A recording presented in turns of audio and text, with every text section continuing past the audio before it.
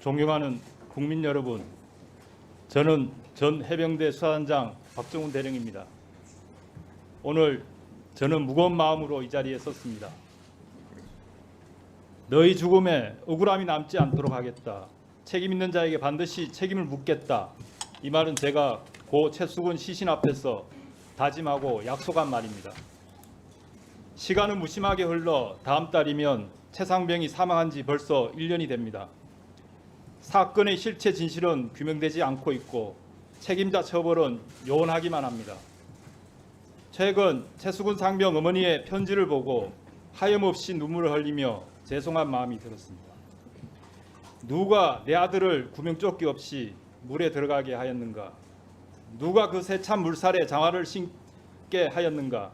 편지 속 어머니의 질문은 작년 7월 28일 제가 남원에서 유가족 대상 수사 결과를 설명하였을 때 하신 말씀과 같습니다. 1년이 가까이 지났는데 아직도 어머니는 똑같은 질문을 하고 계시고 그 질문에 답하지 못하는 현실에 죄송하고 또 죄송합니다. 존경하는 국민 여러분, 작년 7월 19일 한 해병 병사가 순직하였습니다. 그는 우리 모두 알고 있는 최수근 상병입니다.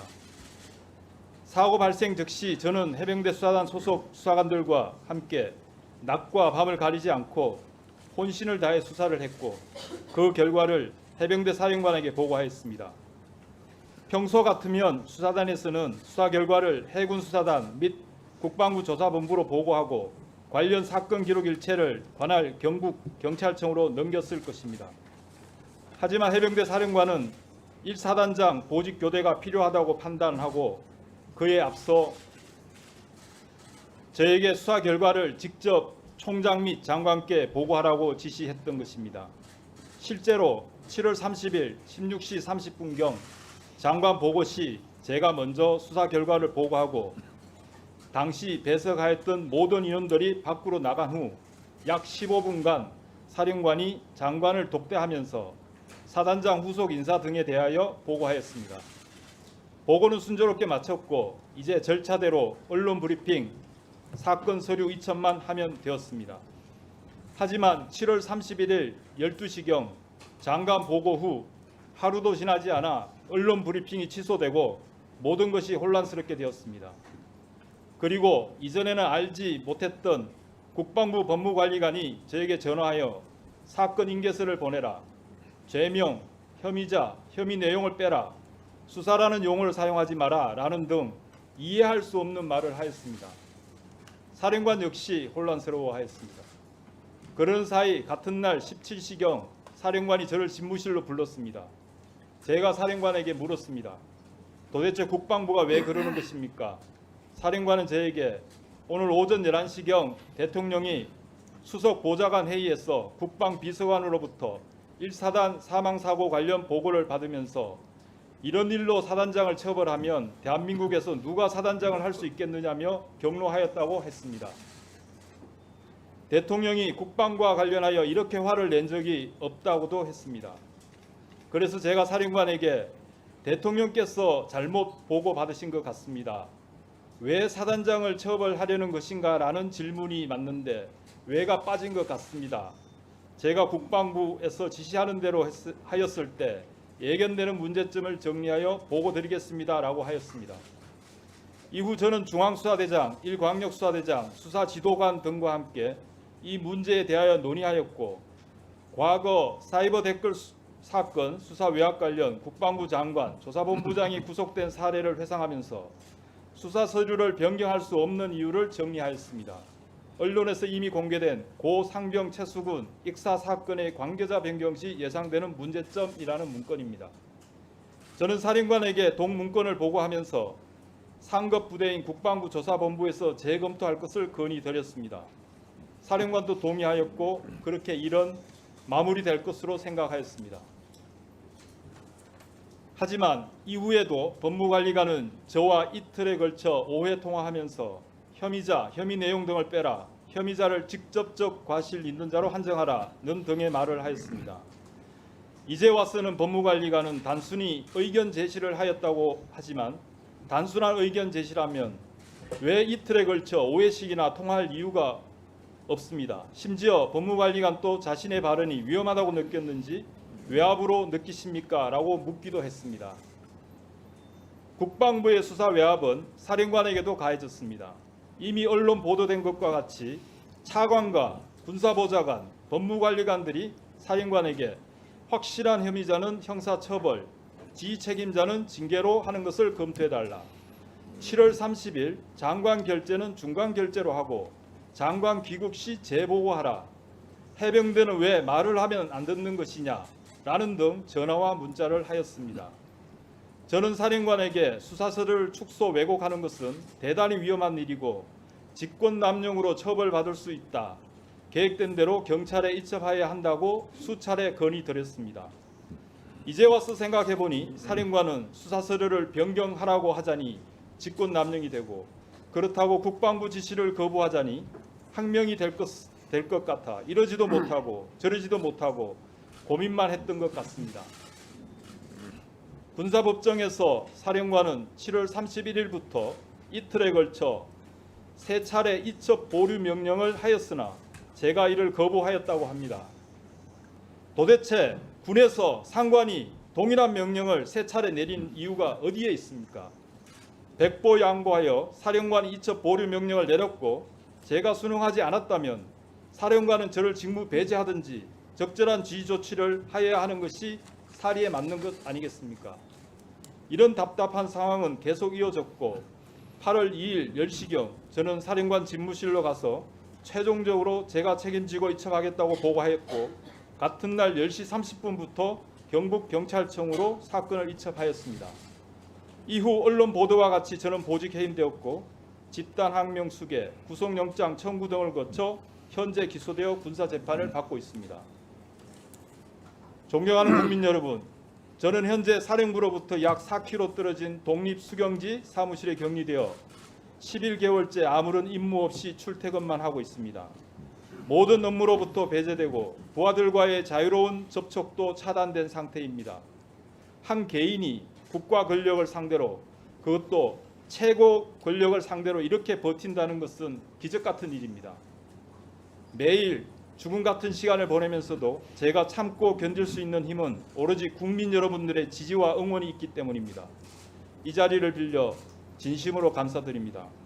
또한 저 멀리 백령도에서 김포, 포항 및 제주도까지 전후방 각지에서 자신보다 해병대와 국가를 위해 헌신하는 대다수 해병대 전우 여러분들께 진심으로 죄송한 마음을 전합니다.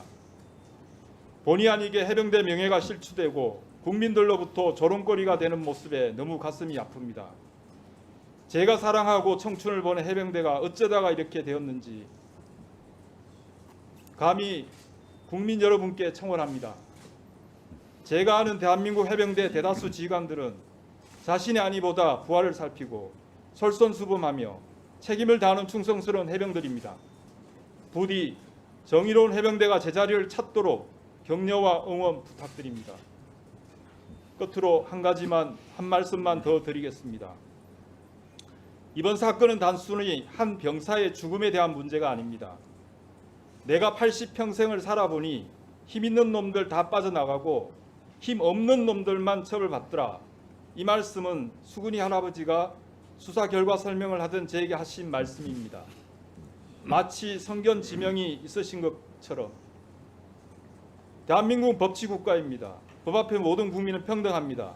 부유하든 가난하든 힘이 있든 힘이 없든 국민 모두는 법 앞에 평등하여야 하고 그것이 정의라고 생각합니다. 제가 할아버지에게 이런 약속을 드렸습니다. 비록 제가 수사 종결권은 없지만 제 손을 떠나기 전까지 오늘 설명드린 대로 이루어지도록 하겠습니다. 지금 또 하나밖에 없는 장손자를 잃고 억장이 무너진다는 할아버지의 눈빛을 잊을 수가 없습니다. 존경하는 국민 여러분, 대한민국은 국방의 의무가 있는 나라입니다. 모든 국민은 군과 직간접적으로 관련이 있을 수밖에 없습니다. 이번 사건은 반드시 올바르게 처리되고 책임 있는 자들은 합당한 책임을 져야 합니다. 그래야 제2의 수군이 같은 억울한 죽음을 예방할 수 있기 때문입니다. 부디 우리 사회에 진실을 밝히고 정의는 살아있음이 증명되도록 도와주세요. 저의 말을 경청해 주셔서 감사합니다. 7월 30일 날 오후에 일요일인데 제가 해외 출장 준비 중에 바쁜 시간에 해병대 사령부로부터 언론 설명 자료를 보고하겠다. 시간을 좀 달라 해서 짧은 시간 할애해서 보고를 받았습니다. 그 자리에서 제가 보고를 받고 두 가지 의문점을 제기했습니다. 첫 번째는 여단장은 입수 금지 그리고 꼭 필요한 경우 우리 장화 깊이까지만 들어가라 라고 지시를 정상적으로 했는데 왜 업무상 과실치사 혐의가 적용이 돼야 되느냐라는 질문을 했었고, 그 다음에 현장 통제를 했던 여군 2명 포함해서 그 간부들은 단순히 그 수색조에 포함이 같이 되어서 함께 힘들게 고생했는데 왜 이들은 왜 업무상 과실치사 혐의가 적용돼야 되느냐라는 질문을 했었습니다. 그리고 유가족분들께 이미 다 설명이 되었다는 말을 듣고 제가 단호하게 다시 재검토를 시키지 못하고 알았다라고 하고 결재를 했습니다. 그리고 다음 날 31일 날 제가 11시 12시 직전에 해병대 사령부에 전화해서 이쪽 보를 지시를 하게 됩니다. 그 이유는 제가 전날 보고받았을 때 의문점을 가졌던 것을 좀 더 확인해 보고 싶었고, 또 그 전날 보고받을 때는 언론 브리핑자로 보고라고 해서 대변인과 정책실장을 배석시키고 해당 참모였던 법무관리관실에 배석하지 못했습니다. 그래서 법무관리관실의 의견도 듣고 싶고 해서 일단 보류를 하라라고 지시를 했습니다. 제가 볼 때는 그 사후에 검토하긴 하지만은 재검 이첩 보류를 지시한 것은 적법한 지시라고 저는 확신을 하고 있습니다. 그 다음 8월 2일 상황에 대해서 말씀드리겠습니다. 8월 2일 날 이때 해병대 사령관으로부터 제가 전화를 받습니다. 당시 해병대 수사단장이 경북경찰청으로 이첩 시도를 했다 하는 거였습니다. 그래서 제가 바로 검찰단장으로 전화해서 국방부 검찰단장에게 해당되는 조치가 뭐냐라고 토의를 하고 수사를 지시를 했습니다. 이어서 해병대 사령관에게 인사조치를 검토하라고 지시를 합니다. 그 두 가지 지시가 있고 난 다음에 대통령실로부터 전화를 받았습니다. 그래서 이미 그 시점은 제가 지시를 하고 난 다음 시점이고 제 기억도 그렇고 통화 기록상도 그렇게 되어 있습니다. 그 다음 제가 8월 8일 날 법무관리로부터 이 문제를 앞으로 어떻게 할 것인지 라는 것에 대해서 검토를 한 결과를 보고를 받습니다. 거기에는 사전 재조사 같은 경우는 다시 조사를 해야 되기 때문에 시간이 많이 걸린다. 그리고 또 불필요한 오해를 받을 수 있다라는 그러한 이유 때문에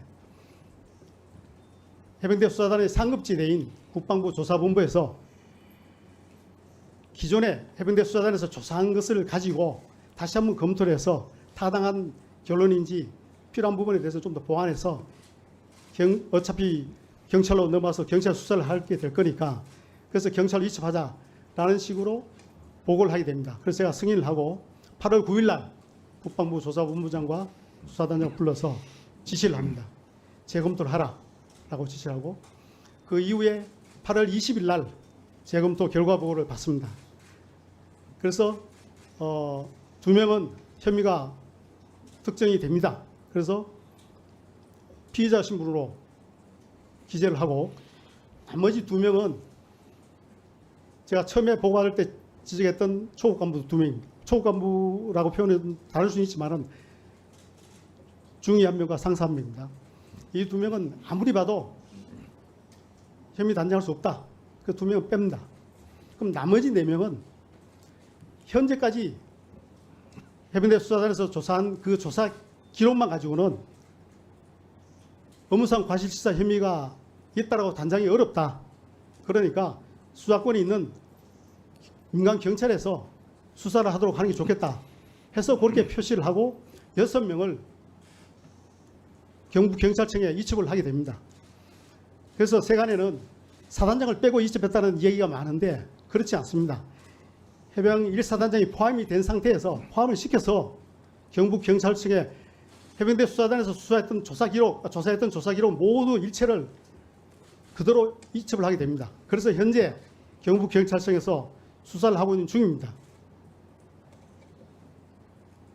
그래서 아까 박정훈 대령이 이야기했지만은 정말 사실대로 정확히 밝혀져서 이제는 우리 군이 좀 더 위협에 대비하는 그런 강한 조직으로 나갈 수 있도록 우리 국민 모두가 성원을 해 주셨으면 하는 그런 마음을 전하면서 마치겠습니다.